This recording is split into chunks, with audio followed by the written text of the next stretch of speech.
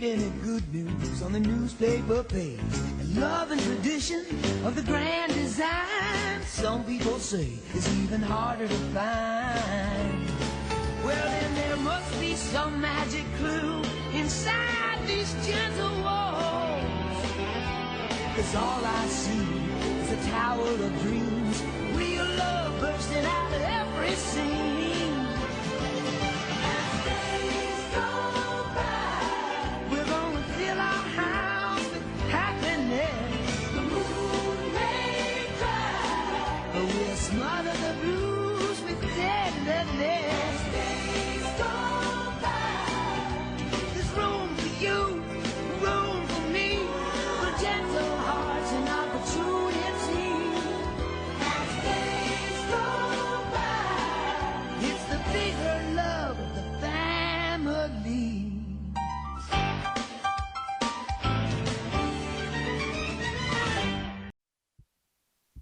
Bonjour et bienvenue dans cette nouvelle émission exceptionnelle avec toute l'équipe Salut. et Salut. avec notre invité Antonin Moreau qui enfin est dans l'émission après 343 annulations. C'est ça, C'est ça. on a un long échange de mails. Genre, C'est ça, ouais, voilà, je long peux, échange je de peux mails. pas, je peux C'est pas. ça, ça a été voilà, un chassé-croisé presque amoureux, c'est ça, mais à la fin, Carrément, à la- Shabadabada. c'est ça. Mm. Et à la fin, voilà, enfin, tu es dans notre émission, bienvenue, Eh ben, merci pour l'invitation. Bah, C'est avec plaisir. ça me fait plaisir. Mm. Alors du coup, pour te présenter en 2 mots, tu es critique de cinéma. Tu co-animes une émission de radio qui s'appelle Le Cinéma est mort, l'émission Nécrophile, sur Canal B. Et tu es aussi programmateur des séances spéciales au cinéma l'Arvor. Ouais. Donc alors, aujourd'hui, avec toi, on va parler de la question de l'influence dans le cinéma. Alors, bon, évidemment, on va pas parler de tous les films dans lesquels on peut évoquer l'action d'influence, sinon, Parce que moi, j'ai que à peu près 1h30. Hein, c'est donc ça, sinon, autrement on finit l'émission en 2047 et on a des projets, des vies à mener. Ouais. Donc on va se concentrer sur 2 petits films on va dire. Donc d'abord sur The Big Lebowski des frères Cohen sorti en 98 et ensuite on va parler du film Kill Bill, enfin des films Kill Bill volume 1 et 2 réalisés par un certain Quentin Tarantino et sorti en 2003 et 2004. Je te Jamais propose- entendu parler. Ah ouais, ok. Bah, comme ça tu vas découvrir, c'est cool. C'est suis 2 là pour petits ça. films Mm. d'un petit réalisateur américain. Et bah, du coup, je te propose en introduction de commencer par parler du film que tu as choisi, The Big Lebowski, pour évoquer la question de l'influence. Donc, éventuellement, pour resituer l'intrigue du film très rapidement, le film parle du personnage interprété par Jay Bridges, qui est donc le duc, qui est considéré comme l'homme le plus paresseux du monde, et de toutes ses péripéties, lorsque 2 hommes viennent l'agresser chez lui et pissent sur son tapis. Le duc est donc très en colère et il veut obtenir réparation et qu'on lui rende son tapis. Et avec son ami Walter, interprété par John Goodman, ils vont rencontrer plusieurs personnages ou en couleur de Los Angeles du début des années 90 et on suit tout son parcours pour obtenir son tapis. Donc voilà, en gros c'est ça à peu près l'intrigue. Donc la question de l'usage des citations est super important. Et toi par exemple, pourquoi tu as décidé, en quoi tu trouves que l'usage des citations dans Ziblewski est particulièrement Moi, important? j'avais même oublié que c'était moi qui avais choisi ça. Parce que je me rappelle qu'on avait discuté de ça et je vous avais dit, ouais, là, c'est quand même un vaste sujet. Après, ce qui est intéressant, c'est de savoir quel usage font les cinéastes Ouais. des citations. Et moi, Big Lebowski me paraissait assez intéressant parce que, effectivement, que ce soit Tarantino ou les frères Cohen, c'est des cinéastes qui sont apparus sensiblement au même moment, mais en tout cas à un moment de l'histoire du cinéma assez saillant. C'est un peu le moment un peu postmoderne et surtout le moment où on a vu apparaître des cinéastes un peu sampleurs, en tout cas des gens qui avaient vraiment une conscience aiguë, qui s'adressaient aussi à un spectateur différent et qui eux-mêmes étaient des cinéastes plus nourris, non pas de leur expérience personnelle, mais plutôt de leur vision du cinéma. Ouais. Ce qui a une cassure assez forte. Il y a eu des précédents, il y a eu De Palma, il y a eu Joe Dante et compagnie, mais c'est vrai que Tarantino et les Cohen, dans les années fin 80, début 90, c'était un peu ça. On parlera de Tarantino tout à l'heure, mais moi les Cohen m'ont toujours un peu fasciné parce que je pense que non seulement ils s'adressent à un spectateur différent qui a une mémoire du cinéma avec lequel les cinéastes peuvent jouer, mais les frères Cohen ont aussi des personnages qui sont eux-mêmes imbibés de culture populaire. Ils sont eux-mêmes imbibés on va dire, d'archétypes qui sont souvent nés du cinéma. Et pour moi, Big Lebowski, c'est un cas d'école là-dessus. Alors après, tu l'as dit, enfin c'est un film 98, C'est c'est ça, ça. ouais. C'est un film qui arrive, pour le resituer aussi, après Fargo. Et Fargo, qu'est-ce que c'est? C'est la consécration pour les frères Coen. C'est-à-dire que c'est le film pour lequel ils ont des Oscars. Et c'est le film qui les fait accéder aussi à une sorte de légitimité artistique, alors même qu'avant, ils étaient plutôt des petits maîtres, des petits malins. Ils avaient fait Arizona Junior, ils avaient fait Blood Simple, ils avaient fait quelques autres films comme ça, mais qui les enfermaient un petit peu dans une sorte de case aux yeux d'une partie de la critique, de petits malins. Et Fargo était d'un coup, par son côté un petit peu épuré, avait tous les apparats du grand film qui a fait que l'Académie, en tout cas celle des Oscars, leur a tout de suite octroyé vraiment une sorte de statut de commandeur, quoi.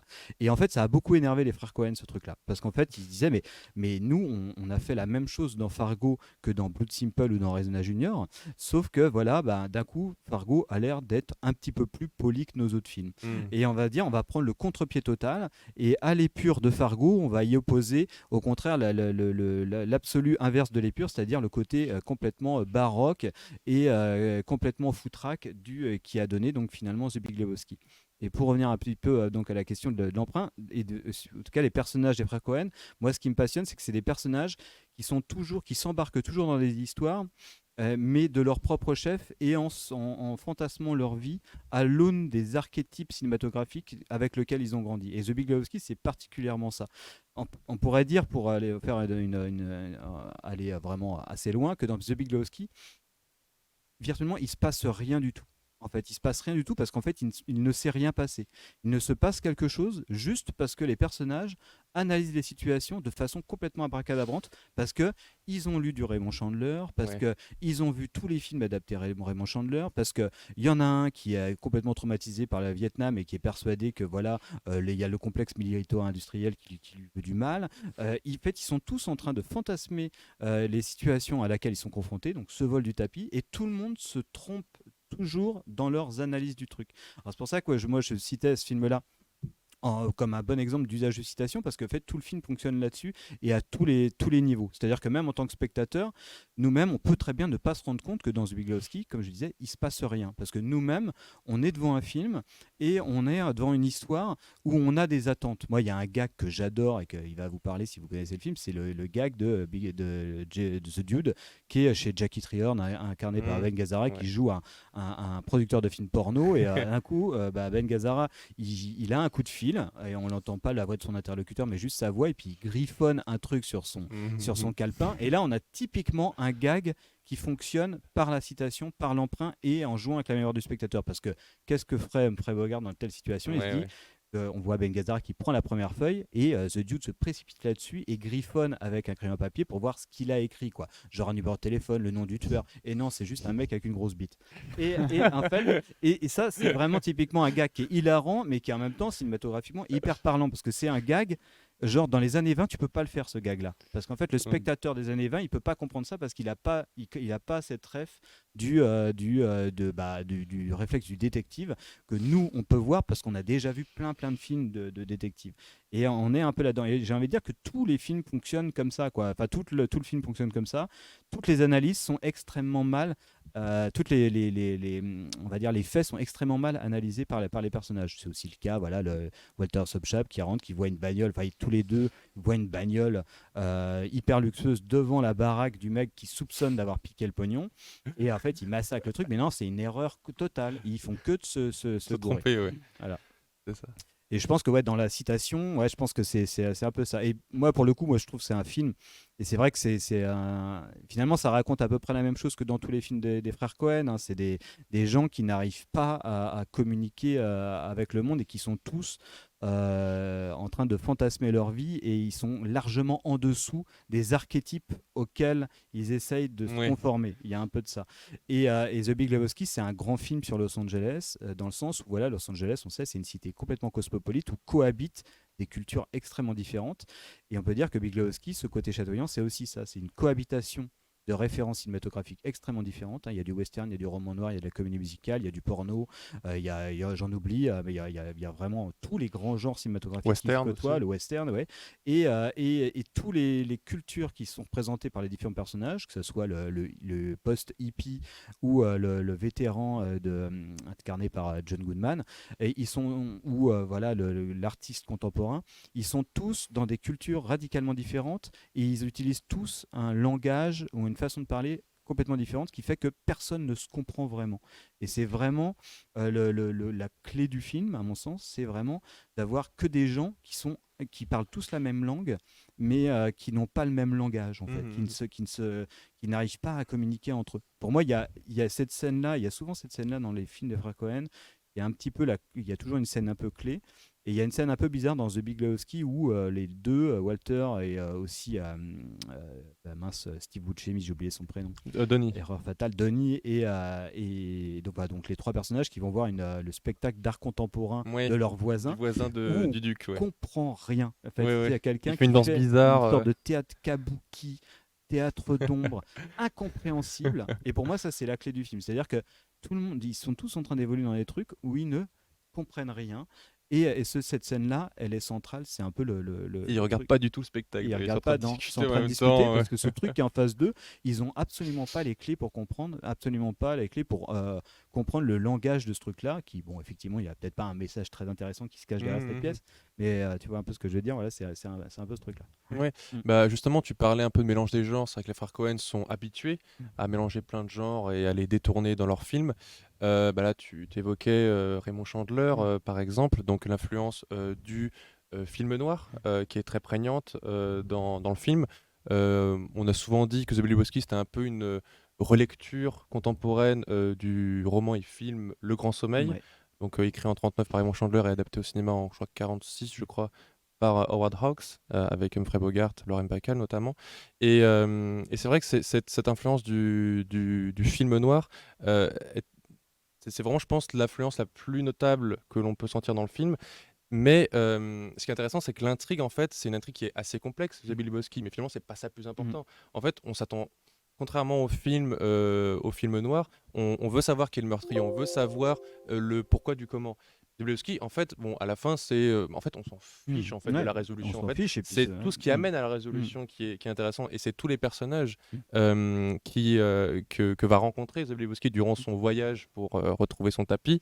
euh, Mm. ça reprend en fait vraiment le même. C'est dans les films dans les films. Ah, du coup, ok, donc on a un petit problème de résolution. Du coup, on va couper très rapidement l'émission et la relancer. Donc, ne nous quittez pas. Alors, rebonjour. Désolé, on a un petit problème technique. Du coup, on était obligé de couper le live, mais nous sommes de retour. Toujours avec Quentin Moreau. Et bah, on parlait de The Billy Bosky et notamment de l'influence qu'a eu le film noir sur le film des frères Cohen. Et on parlait du monde un peu de Raymond Chandler et notamment du film Le Grand Sommeil, donc, dont le film des frères Cohen s'en inspire beaucoup, puisque pareil, l'intrigue tourne autour d'un milliardaire en fauteuil roulant qui rappelle un petit peu Jeffrey Lebowski. Mm. Et on a vraiment le sentiment, en regardant le film, qu'on a l'impression d'avoir un peu une version postmoderne du détective Marlowe, Mm. mais en déconstruisant tous les mythes autour de cette figure, en fait. Donc, c'est-à-dire que, voilà, dans les films par exemple, de Howard Hawks, dans Le Grand Sommeil, donc Humphrey Bogart est super bien sapé, il est en costard, il fume des Mm. cigarettes, il est avec des filles magnifiques. Et évidemment, dans The Big Lebowski, bon, quand on voit le look du duc, Mm. on se souvient pas trop d'Humphrey Bogart dans Ouais. Le Grand Sommeil. Mm. Donc, c'est ça ce qui est très intéressant, c'est qu'il a mis ce personnage dans une intrigue vraiment de film noir, avec plein de personnages différents, hauts en couleur et tout. Il l'a balancé là-dedans, et c'est ce que tu disais, ce qui est très intéressant, c'est que lui, il n'a pas le langage du détective Malo, il comprend pas en fait. Mm. Donc du coup, il est complètement perdu dans ce monde-là. Il reste dans sa logique, et c'est ça, je pense, qui fait la force du film, c'est ce décalage qui existe, ce que tu évoquais tout à l'heure, Mm. et qui est super intéressant. Il y a un roman qu'a écrit Chandler qui s'appelle Adieu ma Jolie, dans lequel le personnage principal du coup du détective Marlowe se fait assommer plusieurs fois, qui fait référence comme Zabulowski se fait agresser plusieurs fois par les hommes, notamment Mm. de Jackie Trihorn, pareil, qui donne aussi lieu à une séquence onirique dont on va reparler, qui est assez mémorable. Mm. Donc voilà, donc il y a l'influence du film noir, et il y a aussi, comme on disait à l'instant, dans cette séquence onirique, donc la séquence dans laquelle il y a une sorte de faux film porno, casting Dude et Mm. Maud Lebowski interprété par Julianne Moore. Et en fait, c'est une séquence, donc le titre du film qui est en fait un reste, c'est Gutter Balls. J'adorerais vraiment voir ce film. Ouais, c'est ça. Ça serait énorme de voir une version 1h30 de Gutter Mm. Balls. Je pense que voilà, Mm. ça serait un chef-d'œuvre, je Mm. pense. Et pareil, là, on retrouve l'influence d'un autre genre, de la comédie musicale, et ça fait vraiment référence aux chorégraphies de Berkeley. Ouais. Euh, Busby Berkeley, ouais. c'est Mm. ça, qui lui, bon, est derrière toutes les chorégraphies, qui était réalisateur aussi de comédie musicale, mais qui était derrière toutes les chorégraphies des plus grandes comédies musicales, notamment des années 30. Et en fait, c'est lui qui s'occupait de tout le segment. Il y avait souvent dans les films, on a vu ça en cours, c'était assez bizarre. Il y avait la narration, et d'un coup, il y avait un spectacle, Ouais. aucun lien avec la narration, qui durait par 10, 20, 30 minutes. Nous avons la narration, Mhm. on s'en fiche, juste on va vous montrer un spectacle énorme, Mhm. et voilà, Mhm. profitez. Et, euh, et du coup, dans ce plan-là, donc il y a un plan qui est culte dans lequel on voit le duc qui est en train de voler entre les jambes écartées des filles qui ont des quilles de bowling magnifiques sur la tête. Et en fait, c'est une référence directe à un film qui s'appelle La 42e rue, réalisé par, je sais plus, Harold Lloyd, je crois, ouais, c'est C'est ça. pas Harold Lloyd, mais c'est Lloyd quelque chose. C'est ça, ouais. Et chorégraphie du coup de Berkeley. Et Berkeley, lui, était très célèbre pour ces plans-là, les plans entre les jambes des danseuses, ce qui paraissait un peu bizarre puisque c'était quand même l'époque du code ICE.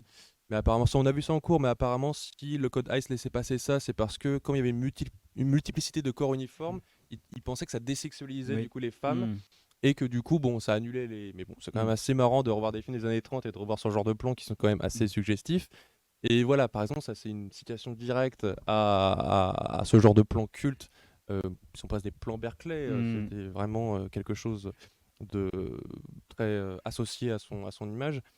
Donc dans cette séquence, voilà, le film, la comédie musicale, je sais pas si toi-même tu as quelque chose à Non, après, rajouter moi, par rapport à ça. ce qui m'intéresse le dans cette référence à la comédie musicale, c'est que, comme je disais tout à l'heure, c'est que le film, en fait, ne fait que de marier des contraires et finalement, il joue sur la désharmonie, sur le côté, justement, l'inadéquation totale de ces personnages avec leur environnement, leur inadéquation totale entre eux. Comment tu peux faire coïncider un mec comme le Dude et avec un mec comme Walter Sobchak? C'est pas possible, politiquement, c'est pas possible. Comment tu peux mettre un mec comme ça Ouais. dans un manoir de milliardaires? Non, ça marche pas, il y a un décalage. Et la comédie musicale, on pourrait dire, pour aller très vite, encore une fois, qu'est-ce que c'est? C'est justement créer de l'harmonie. Créer de l'harmonie de force, on va dire. C'est-à-dire, on prend le chaos du réel et on le met dans une chorégraphie pour rendre un ordre à quelque chose qui peut être désordonné. Et finalement, et là, on est dans des séquences de comédie musicale qui sont voilà, fantasmées, parce que ce sont des rêves où justement tout ce côté, tout est assez extrêmement harmonieux, c'est très drôle, ça ne cherche pas une harmonie au sens voilà, de la beauté au sens classique du terme, mais par contre, ça remet une sorte d'ordre par la chorégraphie dans tout l'imbroglio pas possible de références culturelles complètement différentes et d'éléments que croise Biglowski dans sa quête, et ça les reconfigure de façon harmonieuse par la comédie musicale, quoi. Et c'est un usage assez intéressant justement de l'emprunt à ce genre-là, quoi, de la comédie. Et je pense que voilà, c'est aussi une des clés, ouais, pour entrer dans le film. Justement, c'est un film qui ne fait que de marier différentes influences, différents emprunts, et la comédie musicale finalement va les recomposer et les rendre, les rendre harmonieuses, quoi. Et ce qui est intéressant aussi dans cette séquence, c'est que contrairement justement au film avec les chorégraphies de Berkeley, c'est que le spectacle était totalement détaché de la narration. Et ce qui est intéressant dans cette séquence, c'est qu'il y a plein de retours, enfin de références à ce qu'a vécu le dieu d'avant. Par exemple, il est habillé avec la même tenue que porte Peter Stormman, donc Carlos dans le film porno qu'on voit rapidement. Les qui dalles. s'appelle d'ailleurs, le film porno Qui qui a s'appelle. un super nom, Je sais mais je sais plus. plus. Je crois qu'il y a poutre dedans. Non. Ouais, en français, ouais, c'est ça. C'est Mais ça. bon. Et qui est d'ailleurs assez Mm. marrant. Et pareil, on faudrait voir le porno en Bien entier, sûr, hein, ça complètement. serait intéressant, hein. Mm. Et il porte le même costume, donc costume de plombier et tout, super cliché. Les dalles blanches évoquent un peu le manoir de Jeffrey Mm. Lebowski. Donc ça, c'est très intéressant de ce Et on va côté-là. voir Saddam Hussein aussi. Saddam Là-dessus. Hussein aussi, C'est marrant parce qu'il y a aussi la grande histoire qui rentre là-dedans. C'est pas si. C'est encore une référence. C'est des films qui font un peu feu de tout bois. Et quand je dis, il n'y a pas que les emprunts cinématographiques. Il y a aussi voilà, ces phénomènes culturels. Voilà, ça convoque aussi les années 70, la contre-culture des années 70. Ça va contrôler le sort de marasme politique dans lequel on est dans le début des années 90 avec la guerre du Golfe. Ouais. Et tout reconfigure. Lui, il traverse ça de façon stone pendant tout le film, mais dans tout le mélange qu'il peut y avoir, voilà, ça va se reconfigurer en comédie musicale où tout est repris, quoi. Est-ce que vous, du coup, vous avez quelque chose à dire au sujet de The Billy Lebowski? Qu'est-ce que vous avez pensé du film déjà? Personnellement, j'aimerais bien dire un mot sur The Billy Lebowski, mais la dernière fois que je l'ai vu, c'était il y a super longtemps. Ah, Ouais. du coup, est-ce que tu as un souvenir à nous faire partager ou pas? Vite fait, le mot ZZ Ah, en VF. ah oui. Du coup, attends, en VO, c'est quel mot du coup? Ah oui, Non, c'est non, quand c'est c'est quand Z il est avec dans un- c'est dans la Zedou salle- et Avec Julianne un accent Moore, allemand. c'est dans la salle de bain, c'est ça. Ouais. On va couper, Ouais. c'est ça. Quand Avec Zedou Peter et Julianne Stormare. Moore se rencontrent. C'est les nihilistes. Parce qu'il faut souligner que la version française de ce film est extraordinaire. Hmm. Enfin, c'est vraiment, ça fait partie des très grandes VF. Enfin, moi, c'est un film que j'ai beaucoup vu en VF au tout début, en tout cas. Et la VF, elle est impeccable. trop bien, quoi. elle est trop bien, en impeccable. effet, Ouais. En effet, en effet. Et sinon, mon autre souvenir, c'est voilà ce qui se passe quand on veut niquer les gens jusqu'au trognon. Ah oui, oui, c'est quand il est en train de démonter la voiture de luxe devant la maison du petit Larry. Non, on n'est pas coupable, Non, c'est non. dommage. Et après, ce qui est trop fort, c'est qu'après, il le rappelle. Donc, sa voiture est défoncée, il le rappelle. John Goodman pour s'excuser. Et il lui dit, Lebowski dit, Duke dit, moi, je suis pas vraiment sûr que Larry était sur le point de cracher le morceau. Ouais. Et il croit Mais encore. oui, en fait, il croit après. encore. C'est ça qui est C'est incroyable. que des gens, mais après tout est drôle et tout ça, mais après si tu analyses, tu dis bah non, les mecs ils se construisent eux-mêmes leur propre fiction. C'est C'est limite ça. on pourrait dire non, les frères Cohen font rien, c'est pour ça que je dis il se passe rien dans Big Lebowski. Ils sont tous en train de se créer leur propre histoire en fait quoi. Ouais, Et le récit ne c'est fonctionne que que un là-dessus. peu que des mini-univers parce qu'en fait le personnage principal il fait pas grand chose quoi, juste il se promène. À Ouais. chaque fois c'est que des petites mini-histoires C'est et, ça, ouais, c'est complètement ça, ouais. et c'est ça et c'est très cool. Il y a pas vraiment de fil conducteur. Enfin à la base c'est le tapis mais Ouais. Le- à la le finale. conducteur, il est même pas, on l'oublie en fait. Finalement. Ouais, Bien, c'est bien ça. sûr. Au bout d'un moment, on sait même plus pourquoi il veut son tapis, il veut résoudre un peu le mystère de la disparition de Bunny et tout. Mais finalement, ça nous intéresse Mais ça, pas. c'est un quelque peu chose. secondaire, ouais. Effectivement, on pourrait croire que c'est, par exemple, ce serait un décalage par rapport à le matériel d'origine qui serait donc Raymond Chandler. Mais ça, ce truc-là, il y a déjà ça chez Raymond Chandler, quoi, en fait. Oui. Chez Raymond Chandler, Le Grand Sommeil, c'était assez réputé pour ça. Et là, je parle du film, pas du bouquin. Le bouquin, j'ai lu il y a très longtemps. J'ai un très vague souvenir. Mais le film, en fait, on comprend rien. à Mais l'intrigue. c'est un le film de bordel, Howard ça. Hawks, Mais il y a une- il ne vaut que par les petits univers que traverse Marlowe dans Complètement. et que ça rapproche vachement ça de Big Lebowski. C'est déjà un film plutôt étonnant pour l'époque, quoi. Mais qui va aussi avec une tendance du film noir, hein. C'est-à-dire que le film noir, c'est aussi un décalque par rapport au film policier. Finalement, le meurtrier, qui c'est le meurtrier, tout ça, l'aspect whodunit, on s'en fout. Ce qui est intéressant, c'est que cette Comment on y intrigue arrive, ouais. va nous permettre d'explorer de l'âme humaine, d'un milieu urbain corrompu ou d'une sorte de décadence d'une société. Voilà, c'est ça que permet Raymond Chandler. Oui, Howard Hawks a déclaré, après avoir réalisé Le Grand Sommeil, qu'il comprenait rien à son film, Oui. à son propre film. Ce qui est quand même assez. je crois qu'ils Quand avaient- le réalisateur Mm. ne comprend même pas son propre film, bon, Ouais, bien qui sûr. le comprend du coup Mm. personne. Ouais. Mais c'est vrai que c'est tout un. Ah oui, c'est vrai, je m'en souviens quand j'avais vu ce film, c'est tout un bordel parce qu'en fait il y a 14 personnages secondaires. Mm. Et après il faut se souvenir des noms. Donc vraiment, il y a un personnage, on a vu une scène et on va parler de lui pendant toute une scène. On va se dire, attends, mais c'est qui lui déjà? Puis à la fin, on sait même plus qui c'est le meurtrier. Enfin bref. Ouais, ouais. Mais c'est vrai que Zabelowski, ça fait penser un peu à la même chose, puisque à la fin, on se dit, mais qui est le coupable, qui est. Non, Enfin, non, c'est pas ça, c'est pas ça qui si importe. tu analyses vraiment la structure du scénario, tu te rends compte qu'en fait, il n'y a pas de coupable, pas de meurtrier, parce qu'en fait, il s'est rien passé. Enfin, tout le monde croit qu'elle a essayé auto-kidnapper, mais c'est juste cassé, la nana. C'est ça, C'est tout, quoi. Enfin, En fait, ils se font des films, tout le monde se fait des films, Mm. et dit, ah, ça fait kidnapper et tout, mais en fait. Non. Ils sont tous en train d'analyser complètement à côté de la plaque chacune des situations. Et C'est ça. Et du coup, je me dis que ça doit être vraiment une expérience pour que ce film, c'était vraiment une expérience pour tous ceux qui sont habitués aux films noirs bien codifiés. Parce que personnellement, quand je l'avais vu, je pense que d'aussi loin que je me souvienne, c'était la première fois que je voyais un film noir enfin noir Mm. où vraiment bah il y avait pas de ça Mhm. m'avait énormément perturbé Mm. quand je l'avais vu.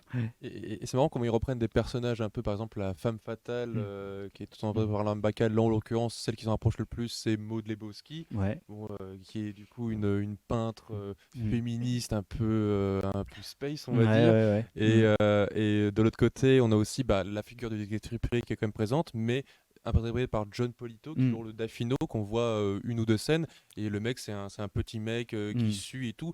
Et voilà, il a rien à voir avec Bogart. Non, Donc, non, ce qui est non, marrant, non, c'est non. qu'ils reprennent Mm. quelques archétypes, ils jouent avec, ils les tordent, et à Mm. la fin, ce qu'on en retrouve, c'est jouissif en Oui, fait. oui, oui, complètement. C'est Ouais. ça. Ouais. Quand je l'avais vu, la première fois que je l'avais vu un peu plus jeune, c'est ce qui m'avait dérangé, c'est il se passait plein de choses et moi je voulais voir l'intrigue avancer et je comprenais pas où Pareil. ça allait. Mm. Et Pareil. c'est pour ça Ouais. que la première fois je l'ai pas aimé Mm. et je l'ai revu, je sais pas, l'année dernière et en fait c'est génial, c'est très très Mm. bien.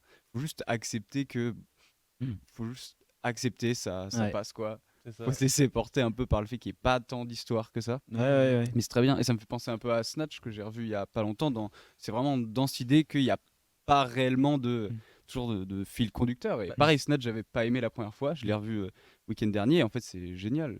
C'est ça, c'est un peu un film aussi comme Pulp Fiction. En fait, ce qui est ces films, c'est en fait on peut le laisser en fait chez nous. Ouais. C'est-à-dire, on Ouais. le met en route, Mm. on fait des petits trucs, on passe de temps en temps regarder une scène et Mm. tout. Et en fait, c'est ça, c'est pas le film, c'est pas obligé de le voir comme une totalité, c'est plein de petits épisodes Mm. et on peut regarder ça comme ça en Et fait. c'est un film qui a un trajet aussi Ça fait généreux, en qui est fait.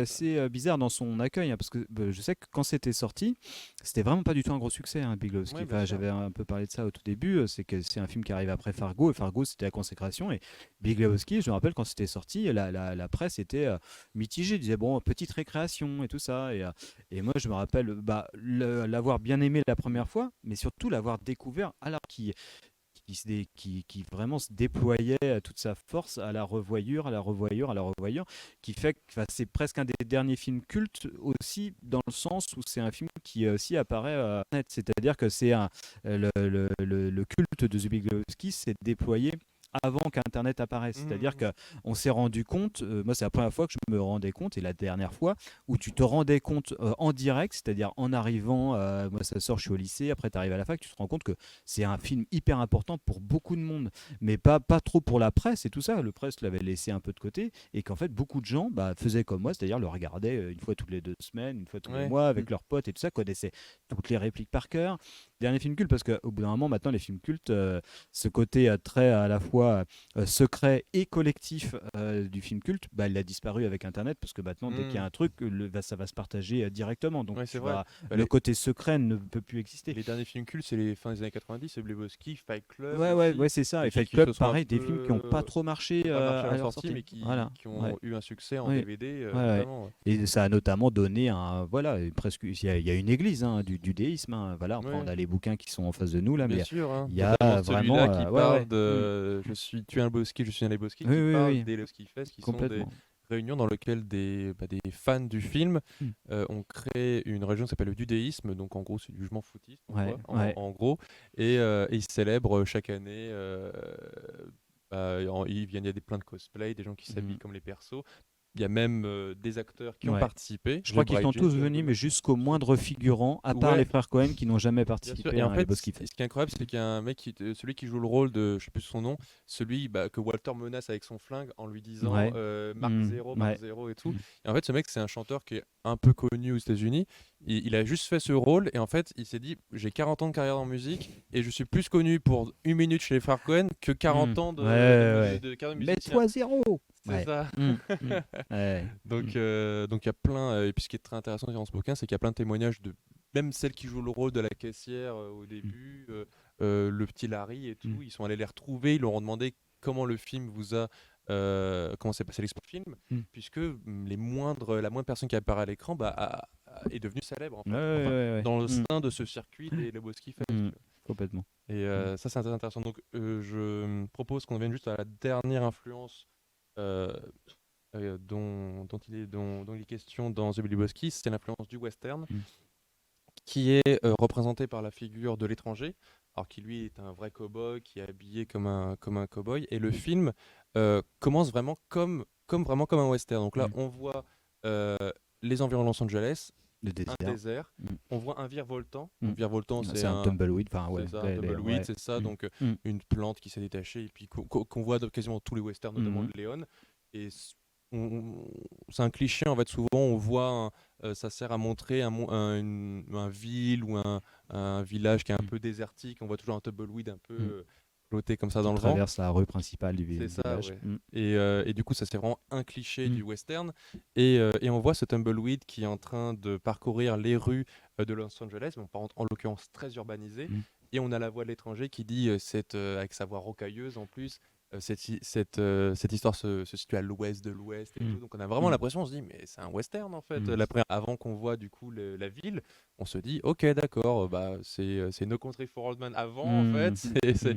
Ça y est. Et en fait, non, pas du tout. Mais il y a aussi cette influence du western qui est assez intéressante. Je sais pas si tu voulais rebondir là-dessus. Non, après, ou- c'est vrai que ce qui est intéressant avec cette intro, c'est ce qui a fait beaucoup aussi pour la valeur du film, c'est qu'elle introduit de façon mythologique Oui, le duc. un héros, quoi. Et en fait, c'est ça. et forcément, c'est encore cette idée de décalage, c'est qu'à C'est ça. partir du moment où on a On a cette l'impression voix de voir quelque rocailleuse, chose arriver. En bien fait, sûr, non. c'est ça. Et en fait, on voit un mec en peignoir en train de boire du lait, piquer du lait dans un Et supermarché. payer de Avec un 87 chèque. centimes avec un C'est chèque. ça. Ouais. Et c'est évidemment très drôle. Ce qui est un peu amusant aussi, c'est que forcément, alors déjà, c'est Sam Elliott qui fait le narrateur. Et Sam Elliott, c'est une figure du western, un peu télé, un peu cinéma, mais surtout du western tardif des années 80, qui s'est fait un peu, qui a fait un peu parler de lui dernièrement parce qu'il a dit que Power of the Dog, c'était quand même une grosse connerie. Et qu'est-ce qu'une bonne femme néo-zélandaise s'y connaissait à la vraie vie des cowboys, comme ça. Donc, Ah oui, un type d'accord. très sympa. Je Et, vois. et du coup, c'est lui qui Il est joue. il est toujours dans son rôle. Ouais, il est toujours dans son rôle, mais je pense, c'est un peu, c'est un western un cowboy de pacotille, un cowboy de cinéma, mais qui doit être pur personnage comédien, il doit être persuadé d'être vraiment un cowboy à Mhm. force d'en avoir interprété dans des films, mais ça se trouve, c'est pas sûr qu'il soit déjà monté à cheval. Et, mais par contre, son interprétation, elle est Ouais, incroyable. bien sûr. À la fin, c'est lui qui ferme le film parce qu'il rencontre Avec le regard The Dude. caméra, le regard il brise le caméra. quatrième mur. Ouais. Et c'est vrai que oui, ça ce truc de briser le quatrième mur, tout à fait, et qui réinscrit quand même le film dans une réflexion sur le héros et qui donne, encore une fois, un caractère un peu mythologique qui fait que le film a pu avoir une influence aussi, donner lieu à une religion de pacotille et tout ça, mais qui lui donne vraiment ce caractère un peu mythologique Un peu au corbeillien, truc. presque, Ouais, c'est ça, il y a un peu ce truc, voilà, il y a une nouvelle figure de héros qui arrive, qui vient des années 70, qui est le hippie branleur, voilà, et qui a aussi une validité mythologique parce que bon, s'il y a une morale, parce que c'est une fable, il y a une morale, et il dit peut-être que c'est ça, peut-être que c'est s'en foutre, peut-être que tout le monde essaye de chercher sa place, ils sont tous à vouloir faire valoir par leurs propos, que ce soit Walter Sobchak, que ce soit Lebowski le milliardaire, une sorte de philosophie qui les mettrait un petit peu en haut de leur prochain. Enfin, Walter Sobchak, c'est ça, c'est celui qui met des lignes de la loi et tout ça, qui veut Très être précis. juif alors qu'il n'est pas juif, mais qui veut avoir une sorte de moralité. Et le seul qui s'en fout là-dedans, complètement, c'est The Dude. Et forcément, à la fin, c'est peut-être lui la morale, ça va être, peut-être qu'en fait, on essaye de se prendre la tête avec des sortes de moralité ou de lignes de conduite, et que peut-être que c'est lui qui a le secret, c'est The Dude, quoi. Mhm. C'est ça. Mm. Je pense que c'est une très bonne manière de conclure cette évocation de Zélie Lebowski. Donc je pense qu'on peut passer à Kill Bill volume 1 et 2, réalisé par un certain Quentin Tarantino. Je sais pas si vous connaissez. Sorti en 2003 et 2004. Donc pour faire rapidement une rapide présentation, mais je pense que tout le monde connaît le film. Donc, Alors je me permets, excuse-moi, de laisser ma place à Axel. Axel qui connaît arrive bien mieux le pour film parler que de moi. Kill Bill. Celle qui a un magnifique pull. Magnifique tout à pull. Ouais, je pense que là, je sais pas si C'est vraiment, je sais pas comment ça rend à la caméra. c'est vraiment, je l'ai pris exprès pour. Ça ressemble vraiment beaucoup. C'est le même film, c'est le même film, c'est Kill Ouais. Bill ça. Totalement le même film, ouais. Ça, c'est Bill là, non? C'est ça. Ouais. Donc Kill Bill avec évidemment Uma Thurman, Cara Deen, Michael Madsen, bref, que des bons acteurs. Et histoire en 2 mots de Béatrix Kiddo qui veut se venger. Parce que le jour de son mariage, ses anciens, donc elle faisait partie d'une assassin et elle a décidé de quitter cette ligue pour se retirer du monde du crime. Donc elle veut se ranger, elle se marie avec un homme tout à fait normal, mais le jour de son mariage, ses anciens amis euh, euh, tuent tout le monde, l'assassinent, mais elle survit. En fait, donc il l'assassine pas, du coup il tire une balle dans la tête, mais elle survit. Et lorsqu'elle sort du coma après plusieurs années, elle a qu'une idée, c'est de se jeter. Et donc il y a 5 personnes qui sont responsables. Et évidemment, le dernier, c'est Bill, qui était son ancien amant. Euh, et euh, et c'est le dernier qui est sur la liste. Donc la question, c'est de savoir est-ce qu'elle va tuer Bill à la fin ou pas. Donc voilà, en gros, c'est ça. Donc la question de l'influence dans ce, je pense que c'est, de toute façon, Tarantino et l'influence, donc c'est quand même une très longue histoire, hein, ça remonte déjà à Reservoir Dogs. Film de Tarantino qui joue le plus avec les références, parce que Tarantino lui-même a dit que pour ce film, il a été influencé par pas moins de 6 genres cinématographiques. Donc il a déclaré avoir été influencé par le Shambhala, les films de Kung Fu, le film gore, les films épiques, le western spaghetti. Donc ça fait quand même un gros mix. Donc il a pris tout ça avec son checker et puis il en a ressorti ce magnifique film. Et on va aussi évoquer en quoi justement ces influences, enfin comment Tarantino, c'est vrai que lui, les frontières entre hommage, influence et même plagiat parfois sont un peu floues. Il a eu quelques accusations par rapport à ça et on va en discuter. Et ça a commencé en fait même avant qu'il y ait des Reservoir Dogs, puisque en fait, suite à la sortie du film, pas mal de personnes ont fait des rapprochements entre ce film-là et le film City on Fire de Ringo Lam, sorti en 92, je crois, quelque chose comme ça. Plus tôt, je crois. Ouais, peut-être un Mm. peu avant 91, peut-être au début des 90 en tout cas. Et en fait, des gens ont la trame et la structure scénaristique du film ressemblait beaucoup au film de Ringo Lam. Et Tarantino, il a eu tendance un peu à éviter la question. On lui a posé la question en 94 au Festival de Cannes. Il a un petit peu botté en touche et il a affirmé ne pas avoir vu le film. Il dit non, ce film ne m'a pas inspiré. Jusqu'au jour, alors c'est dit dans ce petit livre qu'il y a, qui est d'ailleurs assez intéressant, qui fait une centaine de pages et qui est assez intéressant sur le Tarantino et la question de l'influence. Et dans lequel un journaliste s'était rendu chez Tarantino pour faire une interview et avait vu un poster de City on Fire. Il lui avait dit le film, il a été obligé de dire oui, bah oui, en fait j'ai vu le film et oui, je me suis inspiré. Et c'est un peu une problématique qu'il y a dans le cinéma Tarantino, c'est-à-dire que lui, c'est le premier à revendiquer et à assumer ses références esthétiques, que ce soit que ça part du Sergio Leone au film de série B. Et par contre, c'est quelqu'un qui a beaucoup plus de ses influences scénaristiques. Donc il y a eu ce problème-là, on a dit, dans Reservoir Dogs, dans lequel, bon, en gros, il y a toujours cette histoire de flics qui s'infiltrent dans un gang de gangsters qui s'apprêtent à faire un braquage pour pouvoir les arrêter. Et en fait, on a à peu près le même souci dans Kill Bill, dans lequel on a plein de références esthétiques qu'on a citées, mais le film reprend a beaucoup de similarités avec la trame scénaristique, notamment du film La mariée était un noir, réalisé par François Truffaut en 1968.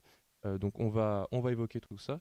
Mais déjà, pour commencer, est-ce que tu peux nous dire un peu ton avis sur Kill Bill et, Je vais peut-être laisser Axel parler un peu, parce que sinon je vais... Ah oui. Mais après, moi, enfin, en tout cas, oui, Kill Bill, des débats qui ont animé vachement la cinéphilie dès le début, hein, mais Kill Bill a vraiment cristallisé tout ça, parce que comme tu Ouais, l'as dit, complètement, ouais. effectivement, ça a été vraiment... c'est là où le côté sampleur de Tarantino a été le plus évident, quoi. Moi, ceci dit, voilà, c'est vrai, on dit toujours, ouais, Kill Bill, c'est un seul film. Moi, la différence entre Kill Bill 1 et Kill Bill 2 me paraît suffisamment assez marquée pour faire bien la différence. C'est que, ouais, Kill Bill 1 est clairement un film de sampleur total, quoi.